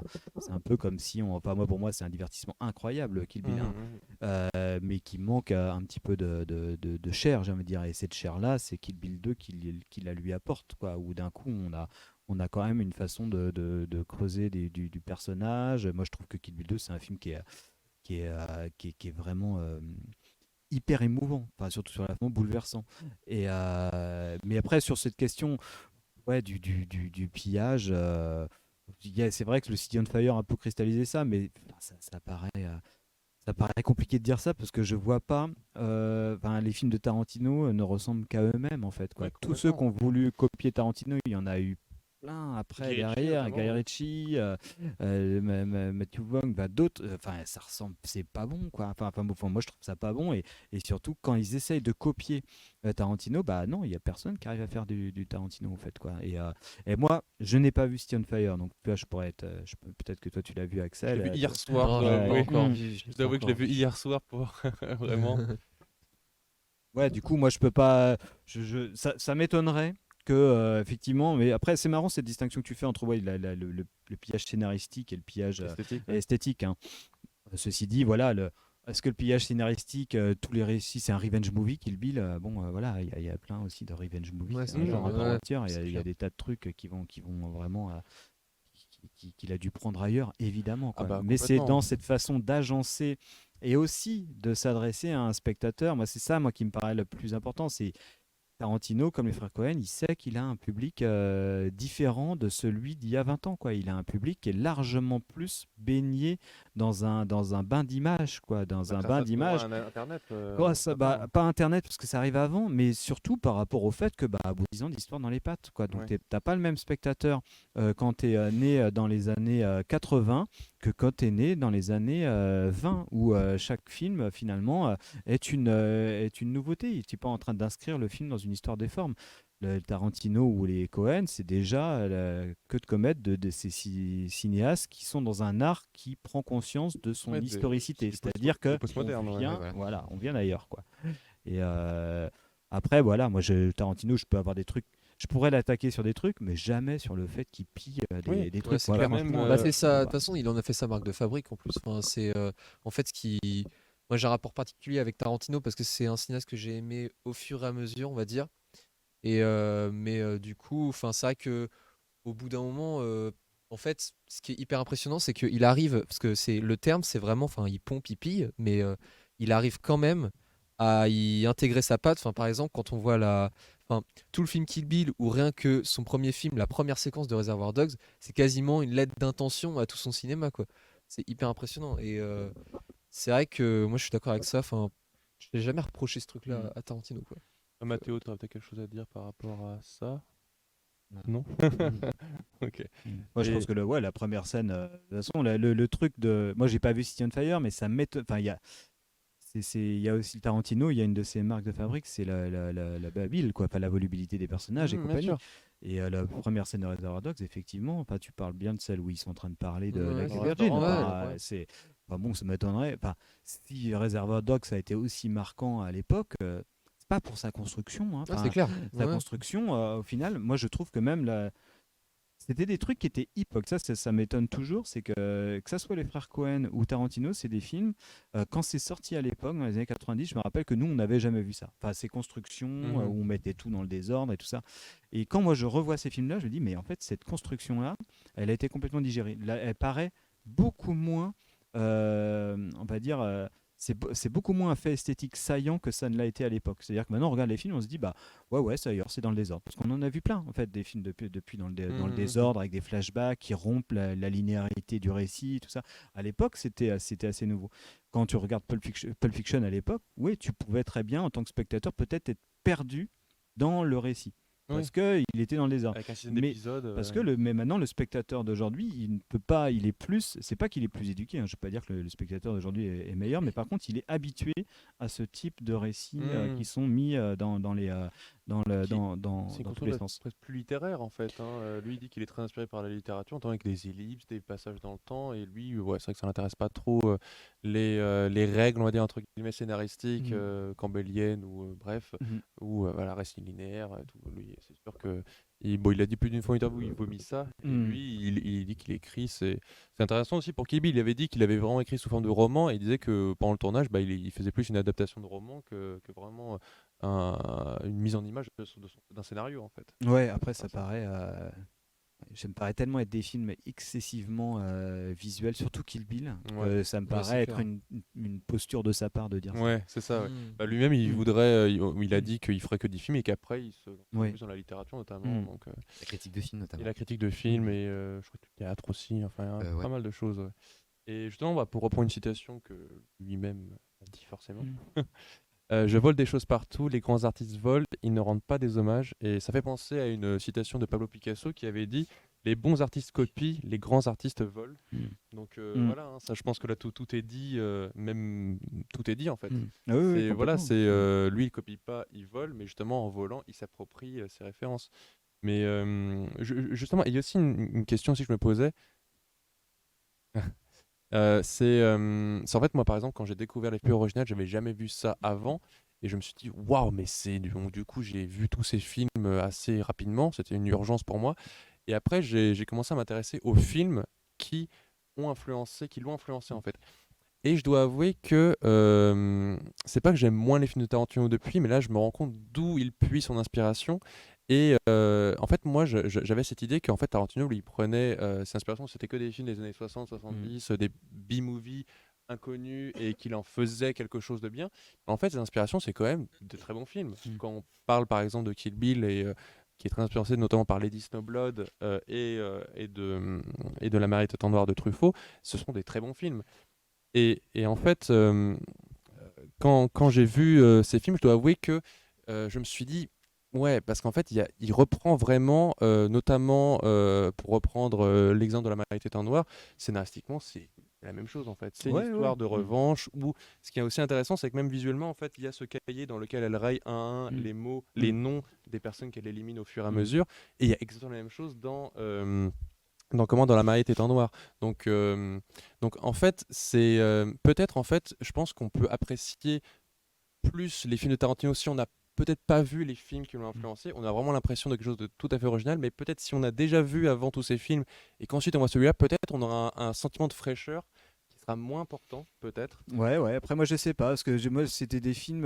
Quand les films de Tarantino sont sortis, il faut savoir que les films dont il parlait étaient assez difficiles à voir. Enfin, Mhm. surtout quand on était, j'ai envie de dire, les Français et pas habités à Paris, quoi, par exemple. Ouais. C'est-à-dire qu'en fait, bah, déjà, le DVD n'existait pas. C'était des films qui, lui, a pu découvrir dans des salles bah, à Los Angeles, dans des salles d'exploitation, et aussi en VHS. Mais les VHS, l'accès à la VHS, il n'a jamais été vraiment aussi démocratique que l'accès au DVD plus tard à la VOD, quoi. Donc c'était vraiment voir les films de la Shaw Brothers, voir les films bis d'exploitation, les redneck movies, les revenge movies, les rape and revenge movies, et tout ça, Mhm. c'était bah, en avoir une vision globale de tout ce film-là, ou les films de Black Exploitation, bah, il fallait, c'était assez compliqué, quoi. Donc au fur et à mesure, juste après dans le sillon de Kill Bill, on peut dire que par exemple le DVD a beaucoup fait pour que ces films-là soient réhabilités. Et ça court toujours maintenant, hein, c'est-à-dire que c'est des films qui connaissent des rééditions, qu'on peut voir majoritairement tous. Enfin voilà. Et moi je partage pas trop le truc de me dire, c'est qu'au contraire. Moi, je me dis que, au final, bah, des fois, je préfère regarder Kill Bill que certains films de la Shaw Brothers, enfin, Mhm. dont j'aime certains morceaux. Il y a certains films Ouais. C'est un peu comme Bruce Lee, quoi. Enfin, les films de Bruce Lee, il y a des scènes qui sont incroyables, mais clairement, les films, Non, et même, ils tiennent pas ouais. le truc. Enfin, à part Bruce Lee, quoi, qui est incroyable. Mais sinon, bah, les films en eux-mêmes, bah, ils tiennent pas la route. Et il y a beaucoup de films là-dessus, comme ça, dont ils s'inspirent, où bah, moi je regarde plus avec plaisir à Kill Bill. Et ça m'a pas empêché en fait, de continuer à prendre du plaisir à ça. Par contre, bon, après, c'est éloigné un peu du sujet, mais clairement, il a mis en lumière un des grands projets de Tarantino, c'est de réennoblir des genres pas nobles, Mhm. enfin, et que ce soit les films d'exploitation, hein, qu'ils soient les films de kung-fu, les redneck movie, voilà, les films, les blaxploitation. Clairement, maintenant, ces films-là ouais, ont presque plus de retentissement, plus d'existence dans la cinéphilie contemporaine que les classiques contre plus Bien nobles à sûr. l'époque, qui à l'époque bah, trustaient complètement le terrain de la cinéphilie. C'est-à-dire que maintenant, tu as plus l'impression que ces films-là sont plus vus que Hawks, que Ford, Ouais, que Sûr, bah, grâce à Singer, Tarantino, ouais. C'est- et c'est vrai parce que bah il n'y a pas eu voilà il a vraiment voulu réennoblir des choses qui étaient vraiment obscures, quoi. Et même le fait justement qu'il parle de ses influences parfois un peu obscures, ça a justement permis de remettre en lumière ce cinéma qui était qui était ignoré par tout le monde finalement, à part par un réseau très limité de gens. Mm. Et même par exemple, pour reprendre l'exemple de City on Fire, après que on ait appris que les gens aient découvert que le film Reservoir Dogs s'inspirait de ce film, il y a une réédition DVD dans laquelle il y a écrit en gros au-dessus Ouais, tirer oui. Reservoir Dogs. Bah, Tarantino, il a mis son nom, enfin on a mis le nom de Tarantino sur beaucoup de Sur boîtiers de, plein de trucs, de ouais, DVD. ouais, Ouais, ça, partout, c'est- partout. Et Ouais, ça, ouais. c'était assez intéressant de voir ça quand Mm. j'ai vu d'ailleurs, je crois qu'on a l'image en régie, on peut la montrer. Et c'était, ouais, c'est Mm. assez Mais marrant de oui, voir à c'était quel étonnant. point Mm. il a, puis même au niveau des DVD, il a fait plein de DVD de commentaires. et tout. Il a son propre cinéma, il édite ses films. Enfin, moi, je trouve ça un cinéphile absolument passionnant. Et moi, j'ai hâte. Moi, je serais très curieux de voir sa carrière de critique de cinéma parce que les textes Mhm. qui sont en ligne actuellement sur le site du New Beverly Hills, faudrait que son je cinéma, Ah ouais. et bah, ils sont super. Et Ouais. il a un vrai talent Faudrait d'écriture. Enfin, on sait, c'est un cinéphile passionnant. Ouais, c'est clair. Tarantino, quand il parle de cinéma, c'est vraiment génial. Et ses textes sont vraiment très bons, quoi. Et je serais. Mais pour revenir à Kill Bill, si on peut faire un pont avec The Big Lebowski, parce que moi, quand je disais, voilà, les personnages de Big Lebowski, c'est des gens qui ont vu des films et qui essayent de se de se conformer à des archétypes qu'ils connaissent. Mais en fait, chez Tarantino, il y a sensiblement un peu la même chose, quoi. Moi, Kill Bill, la créature de la mariée, c'est une création. Le personnage de Uma Thurman, elle est sa propre metteuse en scène, en fait, quoi. Elle se déguise dans ce personnage-là. C'est tout le sens un peu du Se déguise en Bruce Lee, monologue. d'ailleurs. Elle se déguise en Bruce Lee. Elle se déguise en The Bride. Elle se déguise. Enfin, elle a plusieurs. Comment elle s'appelle? Béatrix Kiddo, c'est son Maître vrai nom. Kido, ouais. Mais elle va avoir plusieurs occurrences. Elle va être The Bride, c'est-à-dire que quand elle va être en robe de mariée, et elle va être aussi en Bruce Lee. Et c'est marrant parce qu'il y a tout ce monologue qui est génial dans le film de Carradine qui parle de Superman. Et Qu'est-ce de que c'est la Clark Kent, spécificité de Superman? C'est que le déguisement de Superman, c'est pas Superman, c'est Clark Kent. Clark Kent, Ouais. c'est le déguisement de Superman. Ouais. Et il lui dit, en fait, toi, tu as voulu te déguiser en fille normale en allant te marier, mais non, tu es une tueuse, tu es The Bride. Et en fait, ce que dit le film, c'est plutôt le contraire, c'est que elle, en fait, non, on l'a empêchée d'accomplir un truc. Alors, je veux dire peut-être un truc qui va paraître comme complètement sexiste, peut-être non, mais en fait, elle, ce qu'on lui a empêché, c'est d'être maman, en fait, quoi. Et en fait, moi, j'ai toujours trouvé le plan. Bon, alors, effectivement, aujourd'hui, ça peut être tout cheat de parler de ça, mais la scène où à la fin, elle est dans les chiottes ou dans Ouais, la salle de en train bain, de pleurer, en ouais. train de pleurer avec sa gamine à côté. Et je lui dis, mais c'est incroyable. Enfin, c'est incroyable d'être passé de tout plein d'occurrences de Uma Thurman qui est représenté visuellement de façon complètement différente et de façon complètement fantasmagorique pour En arriver termes de jeu juste à une d'actrice nana aussi. en culotte ou en train de pleurer Ouais. avec une présence du corps hyper forte parce que il y a sa gamine à côté qui se dit en fait c'est Magnifique le plan Mm. final dans lequel elle va voir sa fille quand elle Ouais, regarde un c'est dessin bon, animé, c'est elle l'embrasse et puis Ouais, elle ouais. sourit, regarde, et Mm. c'est la fin, c'est Oui, incroyable. ouais. ouais. C'est en Et- fait, on n'a jamais eu cette image de là, à part peut-être toute la séquence en noir et blanc du mariage. Oui, On l'a vu juste avant en train de faire les préparations pour le mariage. en À mode part ça, casual quoi. c'est ça, Enfin, voilà, en mode ouais. elle est en robe de mariée ou il est en mode casual à un moment quoi. Mais c'est marrant parce qu'en fait il en a fallu passer par une poire d'images absolument ahurissant.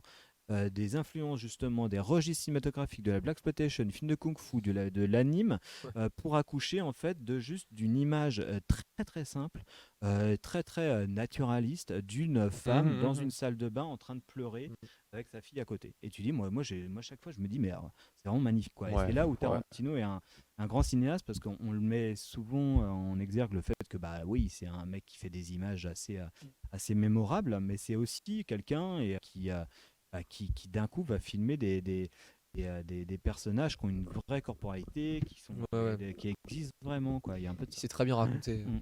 D'ailleurs, dans le chat, vous dites, tu disais que ce que tu disais sur le plan final de Kill Bill, ça pouvait être interprété comme sexiste. Et ben, il y a Roskem dans le chat qui dit non, ce n'est pas sexiste, ça c'est 2028. Le programme. Ok. Et ouais, du coup, pour rebondir sur ça, sur la question de l'influence. Donc, tac. Alors, je reprends un peu le cours de tout ça. Hop là. C'est ça, en fait, c'est aussi comme tu disais que le volume 1 était beaucoup plus référencé que celui 2. Et c'est vrai que le volume 1 est aussi une référence évidente au Shambhala. Et ce qui est très, très intéressant, par exemple, quand on voit la scène de combat entre Orenishi et du coup Beatrice Kido, bah, on a Orenishi qui est habillé comme Lady Snowblood dans Lady Snowblood et Uma Thurman qui est habillé comme Bruce Lee dans Le Jeu de la Mort. Et c'est ça, et c'est, on va dire, c'est le kung-fu japonais qui affronte le film de Shambara. Et c'est là qu'on a toute cette... en fait, et pour rebondir aussi sur ce que tu disais sur la question de l'influence, même par rapport à City on Fire, pour l'avoir vu du coup hier soir, c'est vrai qu'il y a des moments qui fonctionnent pas trop dans City on Fire. Et en fait, je trouve que dans City on Fire, il y a des choses qui ne sont pas assez mises en avant, qui ne sont pas assez approfondies. Par exemple, dans Reservoir Dogs, la relation entre Tim Ross et Harvey Keitel, donc Mr. Orange et Mr. White, est très importante. Il y a presque une relation père-fils qui s'instaure entre les deux, alors que dans le film City on Fire, bah, en fait, cette relation existe, mais elle est vraiment très superficielle. C'est-à-dire ils l'adoptent en 2 secondes. Il lui dit, bon, ok, et puis même dans le Reservoir Dogs, c'est très approfondi la manière dont on voit des flashbacks, comment il s'est fait accepter par ce groupe de gangsters, alors que bah, dans City on Fire, s'il y a bah, t'as l'air cool, vas-y, viens faire un braquage avec nous. Et par contre, il y a quand même des situations, des dialogues qui sont vraiment les mêmes, et qui sont les meilleurs du film City on Fire. Et toute la partie un peu qui fonctionne pas trop ou qui n'est pas assez exploitée, elle va être oubliée, soit exploitée, approfondie de manière plus intéressante dans Reservoir Dogs. Donc je trouve que c'est ça aussi, cette Tarantino, c'est qu'il prend plein de trucs, pardon, les films de Shambara et tout les films hongkongais des années 80-90, il prend ce qui fonctionne, il l'utilise, tout ce qui fonctionne pas, il l'enlève, ce qui est passé approfondi, il approfondit plus. Et c'est ça qui est intéressant, c'est qu'il prend vraiment la quintessence de tous ces genres en fait, et il en fait son propre truc. Ouais, je pense qu'il y a de ce truc-là. On lui a approché ce truc-là, hein, de reprendre que la surface de choses. Ça veut dire aussi, et ça pourrait dire, voilà, Voilà, c'est on ça, lui ouais, a- toute bah, je l'imaginaire reproche qu'on ça, l'a, mais moi, je pense qu'il y a une patte Tarantino qui va au-delà de ce truc-là. Bah, tu citais dans Reservoir Dogs le truc Tarantino qui est hyper marquant, c'est Tim Ross qui apprend à être un gangster. Et ça, qu'est-ce que c'est? Ça, c'est que Tim Ross, bah, qui apprend à être un personnage de Et cinéma. il n'y a pas ça dans City on Fire par exemple. Et c'est ça en fait la patte Tarantino. Mais ça, tu vas retrouver ça dans tous les films. Django, ça ne raconte que ça. Comment on met un mec qui est à poil au début et à la fin, c'est quoi? Pas au début, il est complètement à poil défait et à la fin, il est hyper bien sapé comme Il dans un apprend, film ouais, de ouais. Tarantino. Et puis Il même, devient un héros il joue un parce qu'il est rôle. passé par tout plein de genres de cinéma différents. Il est devenu une icône. Et ce qui est super intéressant, c'est au début, quand ils vont dans la plantation, en fait, ils se déguisent en valet avec Ouais. un magnifique costume bleu. Et en fait, à un moment, donc, il doit jouer un rôle. Et ce qui est très intéressant, c'est que Christophe Wells lui dit bah, choisis le vêtement que tu veux. Et du coup, Django, il y a un petit silence et il dit, vous voulez dire que je peux choisir mon costume? Il y a vraiment Ouais. cette idée de jouer un Ah rôle oui, par c'est le ça. costume. Ça, c'est hyper important. Ouais. Et en fait, il y a un truc, d'ailleurs chez Tarantino, l'humiliation totale, c'est d'être tout nu. Et c'est ça dans Pulp Fiction. C'est comment tu fous Marcellus Wallace à poil, il se fait violer. Il y a un truc. Non, mais c'est vrai. Bon, et c'est parce que, en fait, le personnage de Tarantino, et comme dans Pulp Fiction, tu as aussi ça, les mecs qui sont en calbute à la fin. De C'est ça. pas Et c'est avoir c'est à des choisir gangsters. ses propres C'est des vêtements, gangsters. c'est le truc qui est le plus humiliant possible parce que c'est le premier vecteur pour se mettre en scène soi-même, c'est la façon dont à l'écran quoi. Et en fait donc du coup être tout nu, et ben non, c'est pas possible. Être en caleçon, c'est pas possible. Et c'est vraiment bah c'est en ça, en tout cas, qu'il y a vraiment ce rapport de Tarantino à la création et à l'emprunt à des mythes cinématographiques. C'est que bah voilà, c'est le côté un peu cool de Tarantino, c'est genre bah, il crée des personnages C'est ça. hyper séduisants quoi. Enfin, c'est Travolta dans son costard, c'est les Reservoir Dogs avec leur costard, c'est les Django, c'est voilà, on a ce truc là, c'est Cliff Booth dans Once Upon a Time, voilà, ils sont c'est des créations d'icônes qu'ils empruntent à plein de choses, mais voilà, mais ils ont conscience aussi d'être dans un bain d'images aussi, ils savent très bien quelle image ils doivent renvoyer quoi. C'est ça, bah, c'est comme je pense que Pulp Fiction, c'est à peu près le seul film de gangster dans lequel on verra les gangsters à la fin qui sont en t-shirt et Ouais. shirts. Ça, et puis ça joue avec les codes du film gangster, quand on voit l'âge d'or du film gangster au début, ou même les films de Scorsese qui sont très inspirés par ça, où voilà, c'est Robert De Niro, du début à la fin ils sont sapés très classe, et lui il joue avec ça. Au début bien ils sûr, sont sapés très classe, et à la fin ils se retrouvent en shirt et bien sûr, t-shirt de ouais. Veracruz.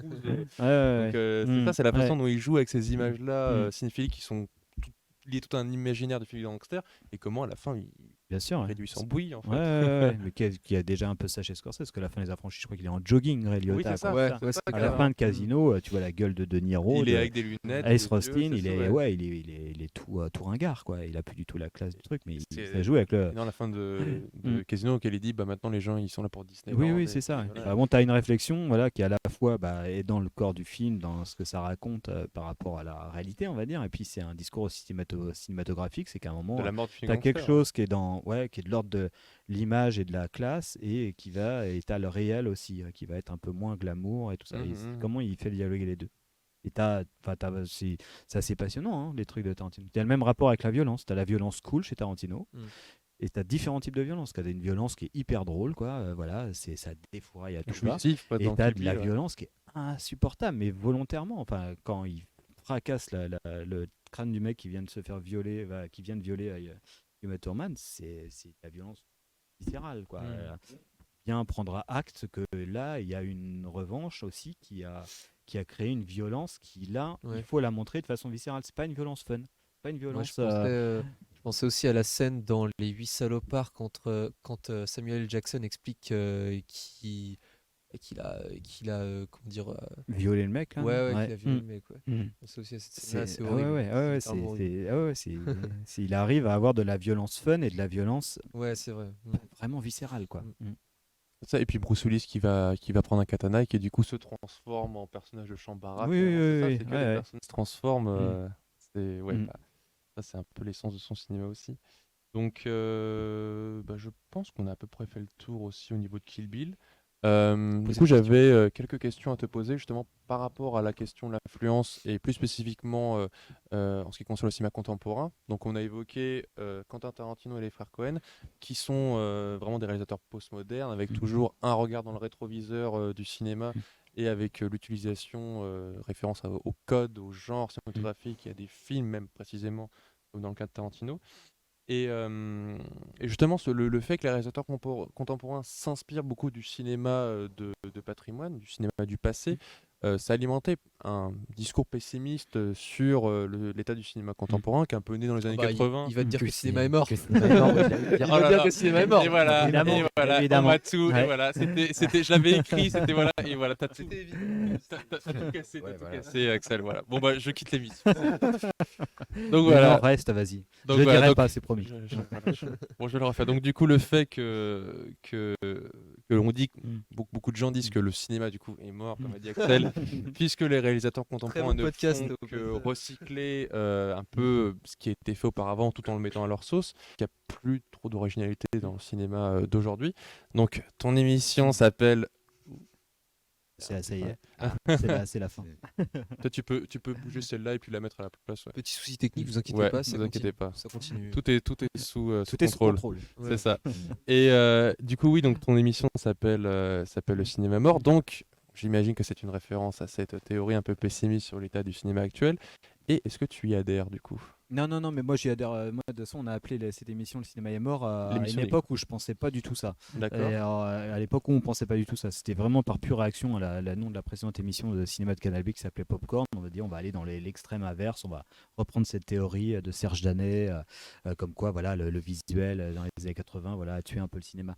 C'est fatalement, oui, effectivement, j'ai trouvé que dans les années 2010, le cinéma était très pauvre. Je trouve qu'il y a un peu de mieux, mais par rapport à s'inspirer du passé, moi, ça, c'est pas un problème pour moi. Enfin, par contre, alors il y a deux choses. Effectivement, des fois je me dis, ouais, effectivement, dans les années 30, par exemple, je suis une grosse fascination les cinéastes qui ont inventé toute pièce, quoi. Enfin, Ouais. genre, et où à un moment, de toute façon, c'est clair, c'est Serge Danet qui en parlait, à un moment, il disait, il avait cette très belle face, il disait plus rien n'arrive au réel, tout arrive à l'image. C'est-à-dire qu'à un moment, le cinéaste, et ça sera le cas pour tout le monde, ma génération comme la vôtre, c'est qu'on est plus baigné par des images que par ce qu'on a vécu, en fait. C'est-à-dire que c'est difficile, ça va être difficile, c'était difficile pour ma génération, ce sera difficile pour la vôtre, de créer des images qui ne s'inspireront pas d'une image préexistante. Parce que on a baigné dans des images, donc fatalement, on ne peut pas aborder le réel sans avoir des tas de références cinématographiques en tête pour pouvoir les représenter. Bon, ça c'est un fait civilisationnel, point barre. Après, tu peux très bien faire des bons films avec ça. Bah, par contre, moi je pense que pour aller sur cette question de l'influence, moi ce qui me paraît vraiment hyper important, et hyper saillant en ce moment, c'est que eh ben, il y a une sorte de chapellisation totale du truc. C'est-à-dire que Tarantino n'est pas étranger à ça, à son corps défendant, mais voilà, pour moi, il y a eu beaucoup de films, les références de Tarantino, du cinéma bis, du cinéma d'horreur et tout ça, bah, sont devenues un petit peu dominantes. Le cinéma fantastique, par exemple, il est devenu dominant. Le cinéma de science-fiction, il est devenu dominant. Les super-héros, machin. Mais c'est un genre, par contre, ce n'est des genres qui effectivement s'inspirent beaucoup de ce qui les a précédés, mais dans leur propre genre. C'est-à-dire que c'est particulièrement saillant dans le film d'horreur. Donc je vais prendre le film d'horreur en exemple, mais le film d'horreur, ce en quoi il s'est renouvelé totalement, on est passé d'un cinéma d'horreur gothique, les grands monstres de la Universal, l'origine un peu européenne, expressionniste et tout, à l'horreur moderne à partir de Massacre à tronçonneuse, Halloween, La dernière maison sur la gauche. Et ben c'est quoi? C'est ces cinéastes-là, ils étaient aussi bien baignés du cinéma d'horreur qu'ils aimaient bien. Tu mets l'exorciste dedans ou pas? Non, l'exorciste plus tard, déjà, Ok. un petit peu plus tard. Et ils étaient aussi autant baignés par le cinéma d'horreur qu'ils aimaient bien, mais du cinéma européen qu'ils voyaient en masse sur les campus américains. C'est-à-dire que d'où ça vient, par exemple, La dernière maison sur la gauche, c'est un remake d'un film de Bergman. Et c'est ça qui donne en fait la vivacité, De Wes Craven, c'est ça la vivacité du cinéma. Pourquoi Bonnie and Clyde a été aussi marquant? Parce que voilà, c'est les apports de la nouvelle vague française. Voilà, et comment tu renouvelles une histoire de cinéma, parce qu'il y a des hybridations, des mélanges dans des secteurs qui pourraient paraître complètement hétérogènes. Si on regarde le cinéma d'horreur de ces 10 dernières années, quel est le seul auteur il y a deux auteurs qui sont un peu saillants, ça va être Jordan Peele et Ari Aster. Ari Aster, il y a des morceaux de Wes Anderson dans Hérédité, Ouais. il y a des morceaux de Lars von Trier dans Midsommar. Et en fait, d'un coup, il n'est pas comme tous les films Blumhouse, où moi, les films Blumhouse, je peux en regarder, ça me fait marrer, ça me fait un peu peur, mais ils sont complètement vains. Enfin, je veux dire, ils se ressemblent tous. Et ils ne dialoguent qu'avec du cinéma d'horreur, quelque chose qui ne soit pas du cinéma d'horreur. Et donc, pour moi, l'influence, elle est vraiment. J'ai l'impression que les films de super-héros ne dialoguent qu'avec des films de super-héros, les films d'horreur ne dialoguent qu'avec des films d'horreur. C'est aussi valable dans le cinéma d'auteur. Le cinéma d'auteur, on va dire, d'auteur, ça veut rien dire, mais le cinéma d'art essai, des fois, il dialogue qu'avec le cinéma d'art essai. Le dialogue les films policiers, tout ça, ne dialogue qu'avec des films policiers. Mais si French Connection a été la révolution, c'est parce que ils ont vu la bataille d'Alger de Gillo Pontecorvo et qu'ils se sont dit putain, mais les tournages en direct comme ça, c'est mortel, on va faire ça à New Sans York. autorisation, Sans c'est autorisation. impressionnant. Donc du coup, tu hybrides un genre avec, non peut-être pas un autre genre, mais en tout cas une autre esthétique. Donc c'est une autre influence, mais par contre c'est pas une influence qui est dans ton propre corpus, quoi. Et ça, moi je pense que voilà, c'est qu'il y a de l'espoir, hein, de toute façon. Et moi je vois plus d'espoir depuis 3 ans, confinement compris. Est-ce que, sur d'ailleurs, certains films petite que... question dans le chat, est-ce que tu mets, parce que tu as cité deux auteurs du coup, Jordan Peele et Ari Aster, est-ce que tu comptes Robert Eggers ou pas? Ah ouais, alors moi, Robert Eggers, moi, ça c'est vraiment le cinéma que j'ai un peu de mal parce que je Ouais. me dis c'est du cinéma pour les galeries d'art en Ouais, fait. ok. Et moi j'ai vachement de mal avec ça. Et c'est vrai que je regarde The Lighthouse. J'ai Pour vu moi, que The Witch, moi. J'ai pas encore ouais, vu The Witch. The Witch j'avais plutôt bien aimé, je l'ai vu Mm. qu'une fois. Et c'est vrai que ça soit, je mets Eggers et puis un autre cinéaste un peu dans le même panier qui est à peu près, et là, le nom va m'échapper, mais j'ai l'impression de voir des films d'art contemporain. Ouais. C'est-à-dire que c'est des films qui vont s'adresser Juste un à petit 5000 personnes bien éduquées qui sont en études de cinéma ou Ouais. qui sont déjà cinéphiles. Mm. Et je me dis, mais en fait, il y a aucune main tendue, quoi. C'est comme si tout s'était hyper polarisé entre un cinéma impersonnel, je vais en parler très vite, et un cinéma, il y a tous les signes extérieurs autorisantes de quelqu'un qui veut faire de l'art et qui en fait donne des films qui sont certes plastiquement très beaux, mais que c'est des films que tu as envie d'accrocher dans ton salon. Parce que pour Ouais. moi, tu ressens rien. Faire un joli là-dedans, fond quoi. d'écran. Ouais, ça fait des. Ouais, je peux, ouais, Et chez moi, c'est ce que je ressens. Après, voilà, peut-être que c'est parce que j'y suis pas sensible, mais en tout cas, ce qui est sûr, c'est qu'on n'est pas dans du cinéma d'exploitation et que pour moi, le cinéma, pour prendre le cinéma d'horreur, c'est du cinéma qui doit s'adresser très au large public de public. drive-in, tu vois. Enfin, et Midsommar, il accomplit tout à fait le projet, quoi. Enfin, Hérédité encore plus. et Hérédité encore plus, voilà, t'es dans des films, ça fout les jetons, c'est suffisamment bizarre pour interpeller un petit peu quand même. En tout cas, le pacte du truc d'horreur, il est fait. De Get Out, pareil, quoi. Ouais, bah, Voilà. Get Out, ouais, en plus, Get c'est Out, ouais, ça le marche à propos, en fond, plus, voilà. laisse tomber, ouais, c'est Et clair. je pense que c'est pareil, c'est Get Out, c'est une hybridation avec quelque chose qui vient plus de la comédie de mœurs, quoi. Ouais. C'est en ça que le film d'horreur Oui. se réactive, quoi. Enfin, et d'un coup devient un peu valide et qu'il y a d'un coup il y a une idée, quoi. Moi, j'ai presque vu plus comme une comédie en fait, Gala. Ouais, ouais, ouais, Vraiment, ouais. moi, Mais c'est j'ai les deux, hein. rigolé Une comédie en noire, regardant hein, ouais. une comédie très très noire. Mm. sur le- ouais. Ça, Ouais, pour moi, ouais. j'ai rigolé en Mm. regardant le film. Bien en sûr, fait. non, mais après, je pense que les plus grands films d'horreur, ils sont à deux doigts d'être la comédie, hein. Le plus grand film d'horreur du monde, c'est Les Massacres à la tronçonneuse. À la Ouais. base, il savait pas que ça allait être aussi horrible que ça. Pour lui, c'était drôle. Mm. Enfin, et clairement, pendant toute la scène du repas, qui est une des scènes les plus Ah terrifiantes de oui. l'histoire du cinéma, bah, si c'est horrible que ça, c'est que tu as le réflexe peut-être de vouloir rire un moment, mais que tu peux pas parce que c'est horrible. Mais tu es dans cet entre-deux-là qui est hyper dérangeant. Rien et parce qui qu'on est- n'arrive pas à gérer l'émotion. Tu gères pas l'émotion. Ouais, voilà. ouais, ouais. Ouais, ouais, carrément. Mhm. Il reste 15 minutes. Tu veux Ok. pas poser des questions au chat à la limite Bah, le je sais chat. pas, est-ce qu'il y a des questions intéressantes Dites pour votre le chat, avis un Mathéo peu, votre bilan, vos avis sur tout ce qu'on a parlé. Voilà. Autrement, parler. en attendant, je voudrais rebondir justement sur cette question de l'influence. Est-ce que du coup, ça t'arrive encore de voir des films contemporains et de te dire, dans ce film, je vois aucune influence, c'est totalement original, j'ai jamais vu ça avant. Est-ce que ça t'arrive encore de voir Non, des films bah après, c'est pas possible parce qu'au bout d'un moment, de toute façon, Ouais, tout a si, déjà. moi j'ai 40 ans, c'est pas, j'ai carrément vu peut-être 10% de la production, enfin même pas quoi. Enfin, j'ai pas vu énormément de films, mais pas de films, donc je vais forcément avoir suffisamment de bagages pour relier un film avec quelque chose et de voir d'où ça vient. Mais ceci dit, oui, non, et par contre, on peut voir quand même des choses ou qui paraissent très extrêmement singulières, quoi. Enfin, moi je sais que oui, Rien à foutre, le film qui est de Ah oui. Locuste et tout ça, moi je me suis dit tiens, voilà une proposition de cinéma très singulière, quoi, que je me rappelle pas avoir vu et qui en tout cas s'hybride parce que clairement c'est un film de l'ère Instagram, quoi. Et donc du coup ça c'est hyper intéressant. Enfin, tu te dis bah oui, on est dans un bain d'images, tu peux pas faire comme si ça n'existait pas, même si t'aimes pas ou je sais pas quoi. Tu te dis il faut faire avec ça. Soit tu as une façon de le faire, genre tu les mets dans ton film, c'est pour faire un peu mode, genre Insta, machin, ou soit tu réfléchis sur ce que c'est l'esthétique dans lequel tout le monde est, et tu essayes de voir ce que ça donne au niveau cinématographique. Et là, moi, le film m'a intéressé là-dessus. Après, sans influence et tout ça, non, faudrait tomber sur L'Enfant Sauvage et puis lui filer une caméra. Ouais, ouais, C'est ça, mais c'est pas possible. Enfin, voilà.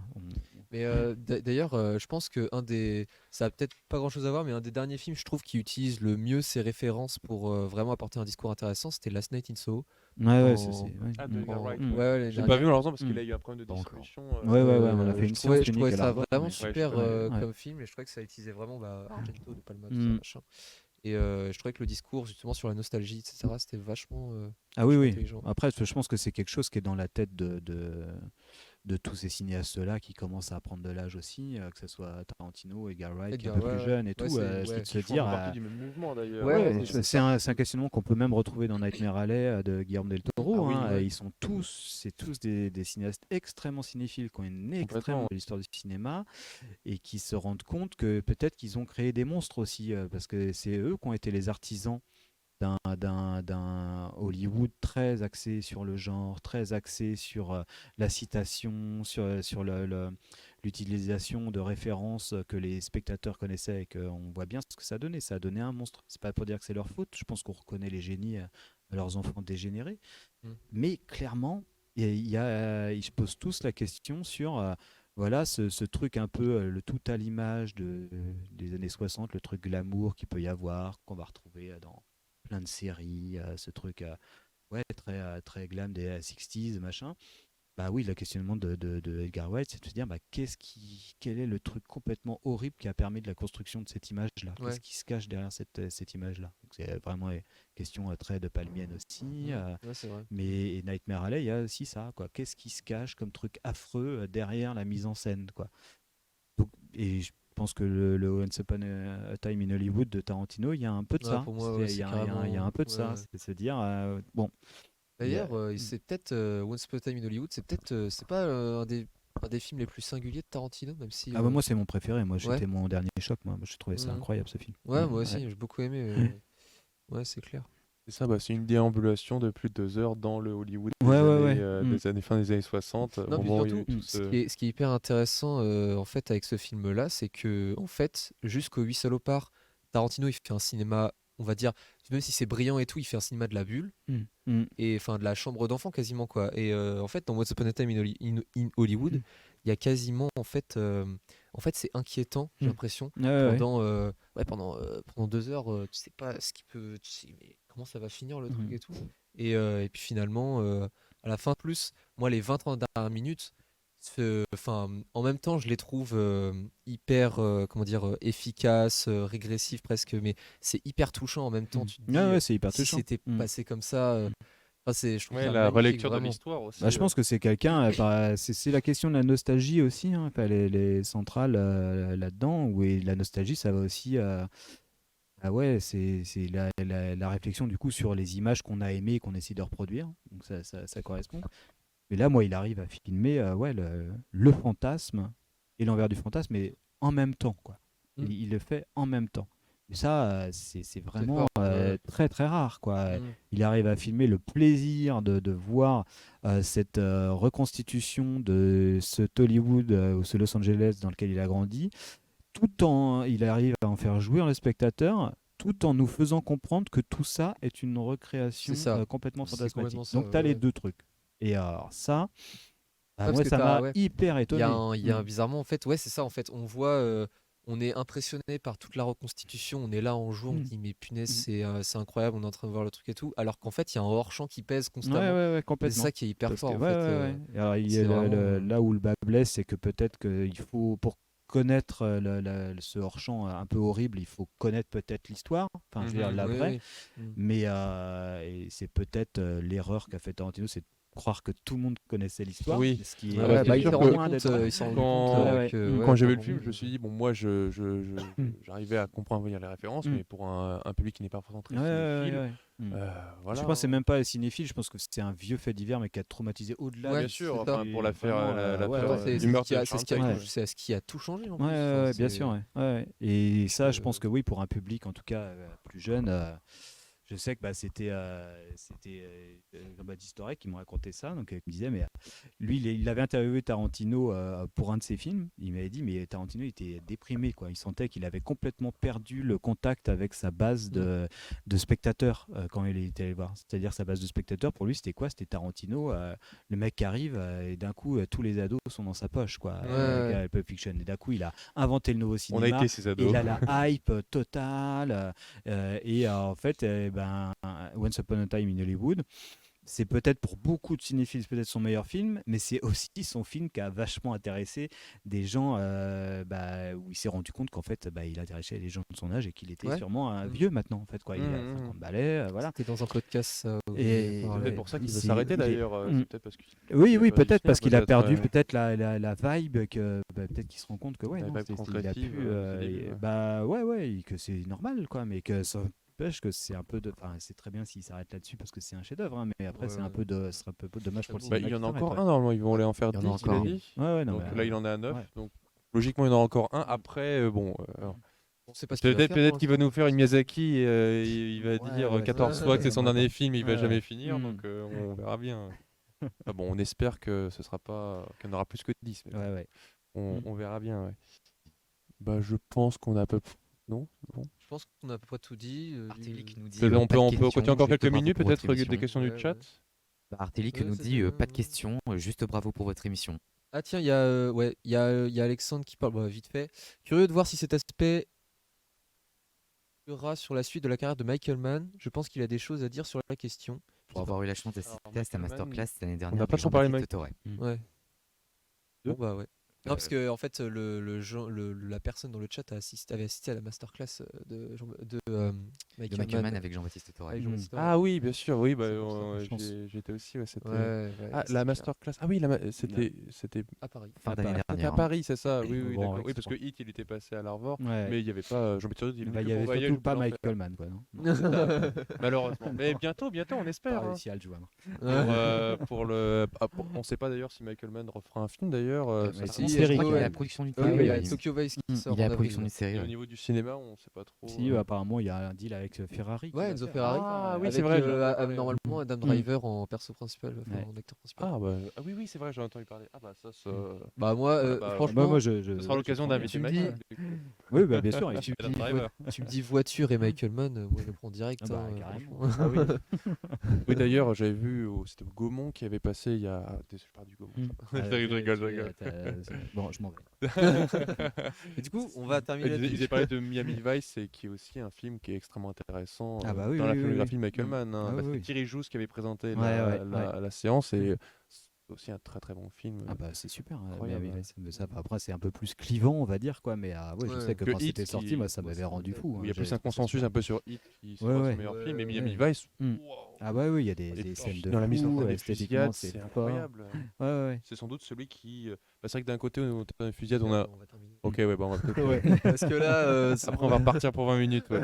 Bah, je pense qu'on a à peu près fait le tour de la merci, vous question de étiez un peu l'influence. plus nombreux Pour que Kill d'habitude Bill sur et le The chat, Billy ça fait West. vraiment plaisir. Incen nous dit c'était très agréable de vous écouter. Voilà, Mm. et bah, Bah, merci aux auditeurs. merci vraiment à tous, voilà, merci aux auditeurs, exactement. Bah, merci beaucoup à toi, Antonin, Merci. d'avoir Voilà. enfin pu On participer à remercie, l'émission. on remercie quand même en off Gwendal qui est à la régie. Gwendal qui a travaillé. Donc, voilà, vous ne l'avez merci, pas vu, Gwendal. mais il était suractif. Il était vraiment. incroyable. Il y a aussi Damien, il faisait des blagues derrière. Voilà, Damien comme d'habitude. Et Damien, merci au photographe Gwendal, dont on enverra les photos qu'il a prises sur nos réseaux. Suivez-nous sur Instagram sur tous les réseaux, il y a tout, il y a tout. Twitter.